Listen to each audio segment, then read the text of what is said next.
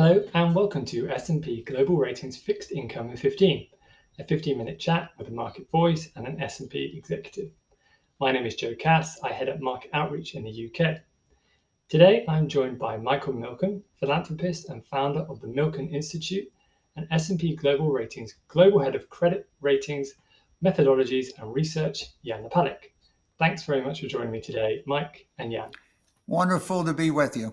So before we start, just a quick reminder that the views of the external guests on the show today are their views alone, and they do not represent the views of S&P Global Ratings.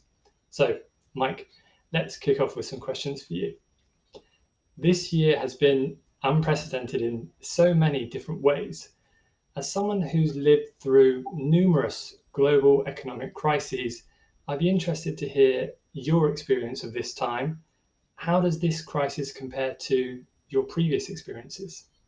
This crisis in my lifetime is really the first that's been brought on by a worldwide pandemic.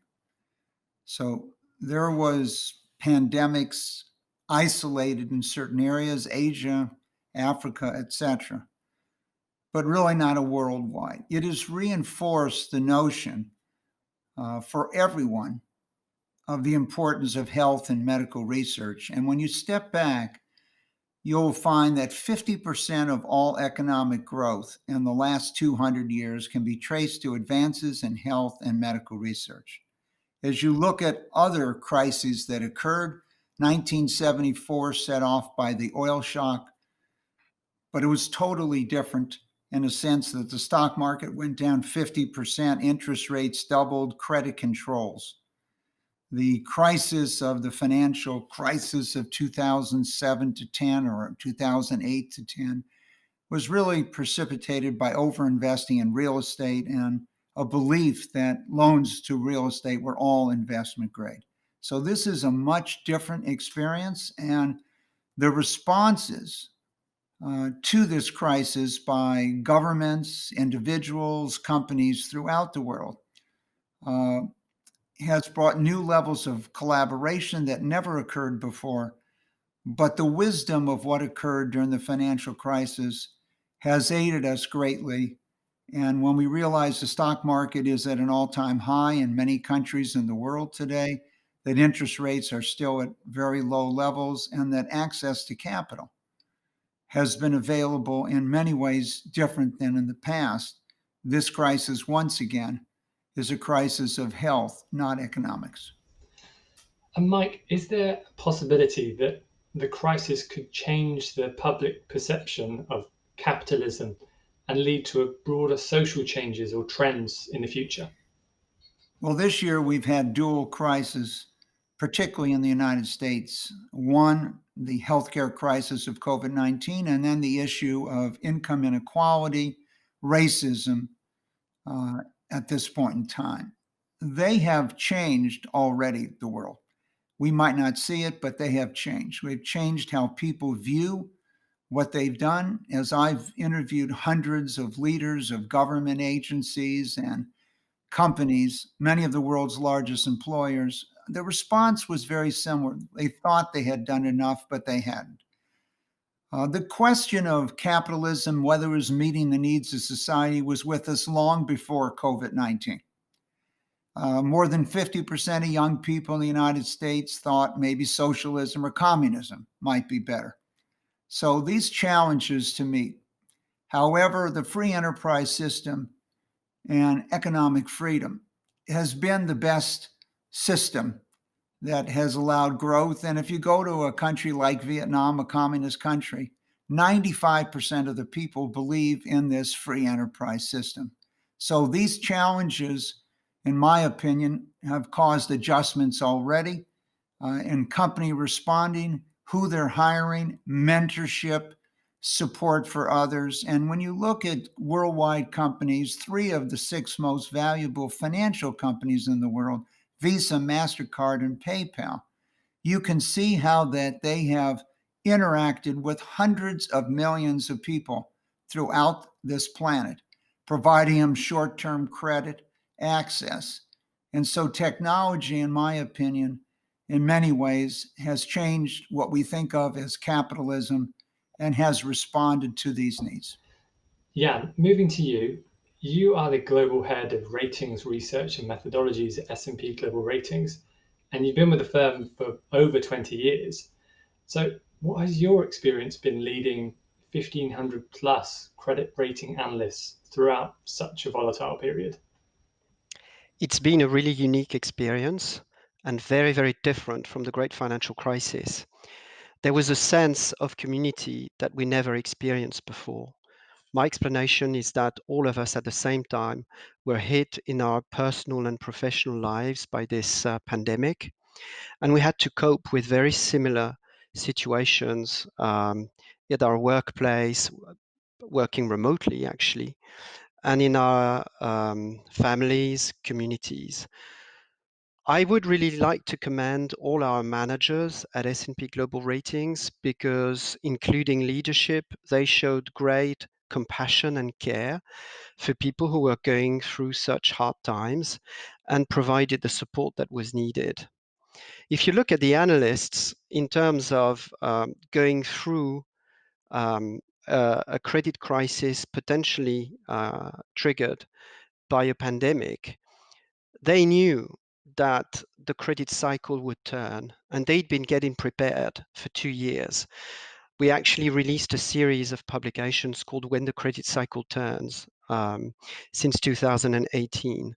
But when the pandemic came, they all realized that now was the time and that the quality of their ratings and their opinions would be put to the test. And that creates two things. It creates anxiety, but it also creates excitement.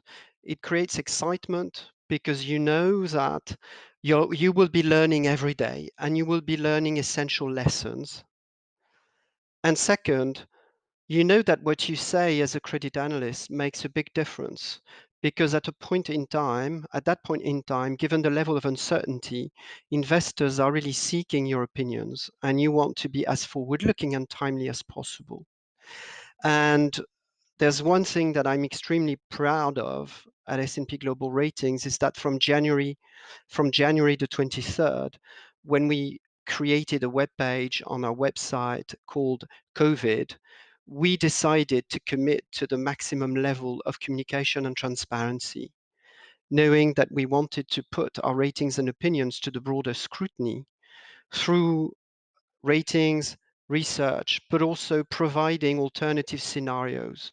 Because like everyone else, we were making best case studies, but we also wanted to provide the broader community of investors with what other scenarios could unfold in those times of uncertainty.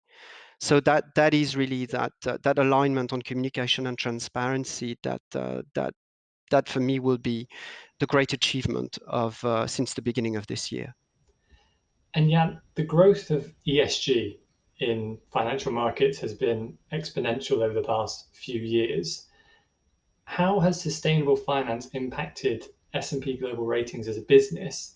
And do you think desire for further ESG related information and data is going to grow post-crisis? So COVID has acted as a catalyst on many, many secular trends. And I think that ESG is ahead of the pack. You, Joe, you're involved in investor interactions every day and under your control. I will dare say that at the moment, there's not a single investor meeting where ESG is not the key point of focus of all the discussions. And so what investors ask us as S&P Global Ratings is basically two things. Number one, they want to know how we capture and analyze ESG risks in our traditional credit ratings. Number two, they ask us whether we can provide an opinion on the ESG exposure and profile of entities, mostly corporates and financial institutions, and also whether we've got a forward-looking view on their ability to manage and mitigate that ESG exposure.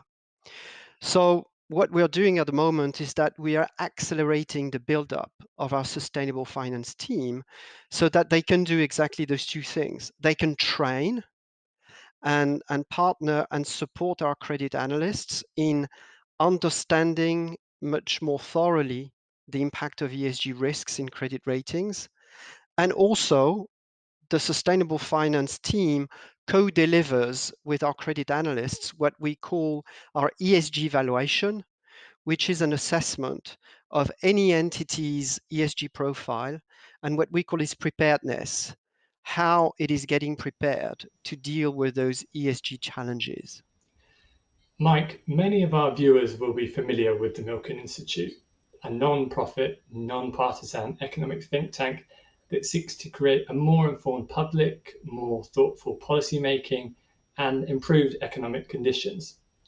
The Milken Institute Global Conference was virtual this year, obviously.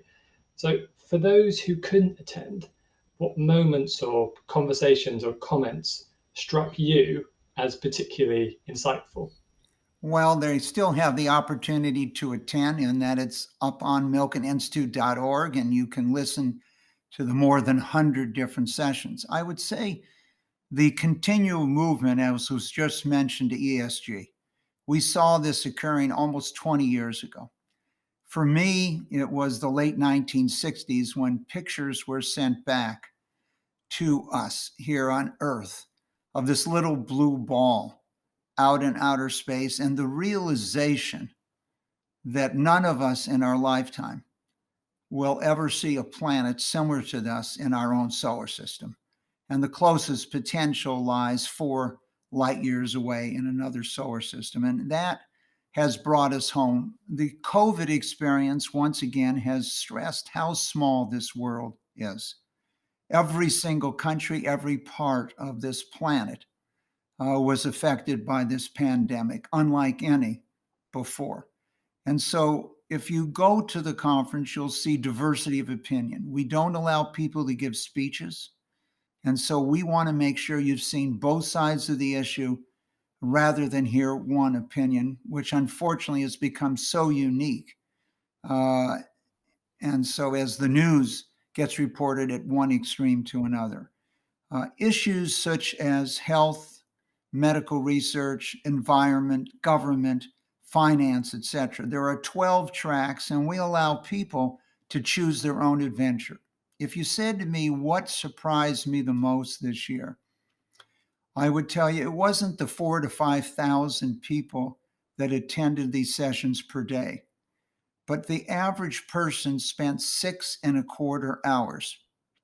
And I think it's testimony to the diversity of these viewpoints. One of our most popular sessions over the years is things that will blow your mind. And basically the deployment of technology that you never thought could be done. And every single part of society is going to be disintermediated in some ways by technology. And when we look at a company like Tesla and they ask S&P, how could it possibly be carrying $100 billion values, 200, 300, and approaching 400? It is symbolic of where the world is heading and the comments on ESG. It has its wind to its back. And I think this period of time we've seen is the deployment of technology that allows us to connect today, but allows everyone on the planet. It also gave us an opportunity, since all 10 centers in the Milken Institute and all of our foundations were redirected beginning in February to work on COVID and their field of expertise, to try to bring this to an end. And we're seeing the fruits of that labor from our Faster Cures Center and others, with the approval just around the corner of numerous vaccines, 214 vaccines today, and more than 300 antibodies and antivirals that have been worked on. And as we see numerous ones approved, we can see light at the end of the tunnel somewhere at the end of the first quarter or second quarter of 2021. Thanks, Mike. So now we're going to move on to some off-topic questions. So, Mike, I know you are a fan of both baseball and also basketball. And I know you played some basketball in your youth. So, my question is, are you still watching, following, playing basketball on a regular basis? No, I've retired from basketball on a regular basis, and I've had to divert really all my free time to focus on COVID. I think all of us will be judged on what we've done during this period of time. And as I was leaving Johannesburg at our medical conference in February, it struck me what was about to happen in the world. And therefore, like all of our centers, whether they're financial, whether it's creating financial safety nets, where it's making sure you have access to capital, or whether it's working with the government to convince the government that they should be investing in manufacturing capacity and the manufacturing of vaccines, antivirals, antibodies, even before we know that they work, because the cost to society financially and the human cost is so great.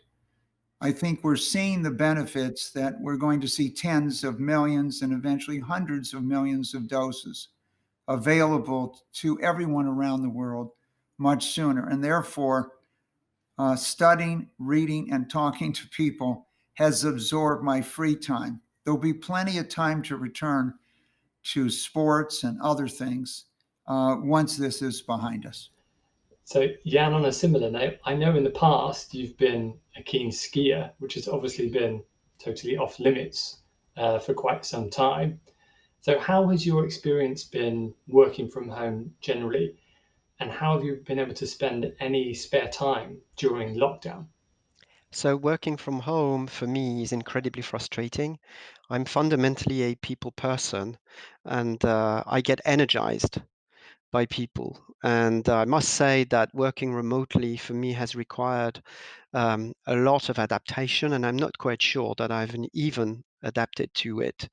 Um, but during my spare time, I must confess that I discovered Netflix, and I really started to watch series that for most people will sound very old, like Homeland, that I'd never watched before, and I've become a fan, not just of Homeland, but other series. I've got more time to read as well, which is really nice. And then the cherry on the cake is obviously, like most of us, more time spent with the family, including around board games. So that is really the nice part. Mike, you revolutionized modern capital markets, opening up access to capital for thousands of small companies using an array of financial instruments. So, what's your assessment of the current access to capital for entrepreneurs or companies? And is there any aspect you would change? Capital markets uh, have had probably their best year in terms of access ever. And that is the continued creation of new securities. As you know, this year, the issuance of SPACs has occurred at unprecedented levels. And that has occurred really because of two factors. One, interest rates are so low. So when you invest in a SPAC, you're backed by treasury bills. And in the United States, those treasury bills after tax yield about 8 basis points. Therefore, there's really very little difference in investing, whereas you get the upside of the SPAC. The second thing is that public market valuations have now approached, in many cases, or have exceeded in some cases, private market valuations. So the desire to go public, the desire to tap public markets is greater than ever. And new ideas related to technology have brought capital from tens of thousands or hundreds of thousands of places around the world. Financial markets are much more sophisticated today than they were in the past. And so this has brought access to capital. Now, at the lowest end of the spectrum, those companies that employ less than 10 people, it's been most difficult. And in the United States, when you looked at small businesses, you saw that more than 3 million shut down in just a few months. This requires government support and other access to capital. And those 3 million maybe only employed 10 million people, but they might have been the local restaurant, they might have been the local dry cleaner, etc. And so this pandemic has hit companies differently. But I'd say one factor that I've studied over hundreds of years is the importance of the level of interest rates. And the fact that interest rates are so low, people don't realize great companies that they might think of today. In the 1970s or 80s, were borrowing at 10 to 15% interest. Today, a triple C by S&P, yesterday, one of the companies borrowed at 5%. So the cost of capital has dropped. And for the cost of capital for investment grade companies, for many of them, it's between 1% to 2%. So financial markets have responded, and governments have responded to create safety nets for the small companies that are unable to tack those financial markets. Yann, S&P Global Ratings have recently won a slew of awards. So in the Global Capital Awards, we were voted the best rating agency in financial institution bonds, the best rating agency in corporate bonds, and the best rating agency in emerging market bonds. In what's been an exceptional year, what have you been most proud of personally? What makes me really proud this year is our collective commitment to maximum transparency at a time of disruption. Those awards are a resounding recognition of the hard work done by our analysts. And I really think, stepping back, that every single person at S&P Global Ratings this year has truly made a difference. They understand it, they know it, but really getting that level of public recognition is really fantastic, and we feel very honored and privileged. So I've asked this question before on the podcast, and the responses are always unique and they're always fascinating. So looking at significant global topics, so the climate emergency, global healthcare and research, social media, artificial intelligence, space travel, or anything really. On a personal level, what excites you and what scares you about the future of humanity? And I'd probably ask that one to Mike first. There'll be a new age, and the new age is not that we're going to work on your microbiome and deal with issues to try to offset your genes and how your genes are expressed, but we're actually going to change your genes, and many life-threatening serious diseases we will be able to eliminate. Exciting opportunities. On the other side, the realization that we are creating a new human race. If we go in and start changing genes, what is going to happen to society? Do you want to be taller? Do you want to be stronger? What other qualities are we trying to give that individual? And so, how are we going to deal with this issue, to me, will be one of the great ethical issues of our time. The other issue that both excites me and scares me is the recognition of the growth of sub-Saharan Africa, the youngest continent, and the realization that the net increase in the population of the world will probably all lie in sub-Saharan Africa. The United Nations is projecting 3 billion increase in the population without any increase in other parts of the world. Will we meet the needs? Can we create opportunities? 50 million people left Europe and came to the United States in the 1800s without airplanes and risky travel. If we can't create opportunities for countries such as Uganda and others, where the median age is in the 15-year-old area, and we know we're going to have an enormous growth in population, then we could see 1 billion people on the move. And so it's a young continent in many ways, not just age-wise.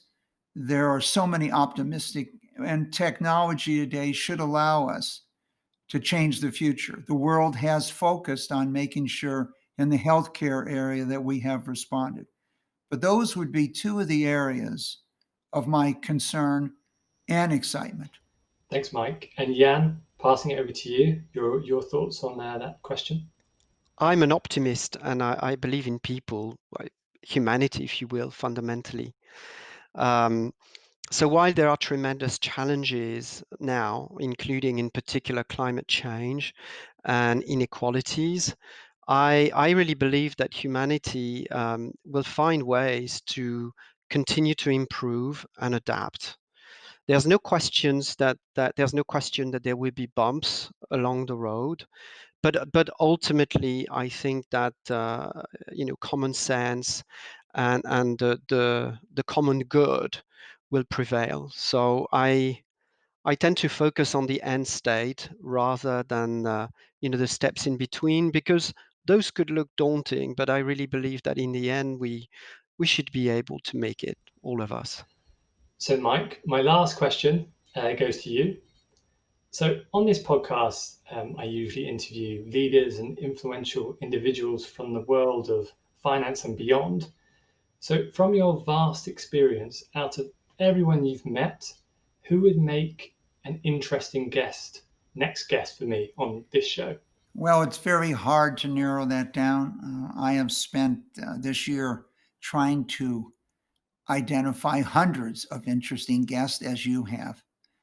I think this perspective of public private partnerships would be a very interesting thing to look at. And uh, maybe Tal Zaks, who's the chief medical officer at Moderna, who I've known for a long period of time, who worked along with the team at Moderna to create a new type of vaccine that maybe holds the promise for all future viruses, not just the COVID-19 virus. And as he pointed out, the collaborations, they are not competing against one another, bio and pharma and others. They're competing against a virus and humanity. And I think might be an interesting person to see his life journey and how they responded. Moderna, within 11 days of releasing the DNA of this virus, was working on the vaccine, and within 9 weeks put it into a human being. We're seeing the results today, but on that journey, I think would be an interesting one for people in the financial world, since today, those that are in finance, one of the first questions they get asked when they get up every morning is what's happening on the front to bring COVID-19 to an end. Sure. My thanks to Mike and Yann for your time and insights today. It's been truly fascinating. And for everyone watching, see you next time on Fixed Income in 15.